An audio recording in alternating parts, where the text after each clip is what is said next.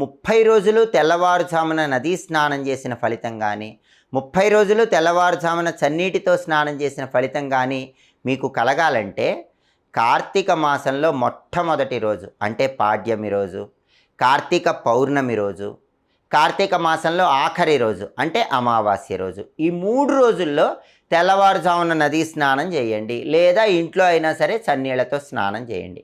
మనకి స్కాంద పురాణం ఏం చెప్తుందంటే కార్తీక మాసంలో మొదటి రోజు, చివరి రోజు, మధ్య రోజు అంటే పాడ్యమి, పౌర్ణమి, అమావాస్య, ఈ 3 రోజుల్లో ఇలా స్నానం చేస్తే కార్తీక మాసంలో నెల రోజులు చేసిన ఫలితం కలుగుతుందని స్కాంద పురాణంలో చెప్పారు. కాబట్టి 30 రోజులు ఇలా తెల్లవారుజామున చన్నీటితో స్నానం చేయటం వీలు కాని వాళ్ళకి స్కాంద పురాణం ఈ ఉపాయం చెప్పింది.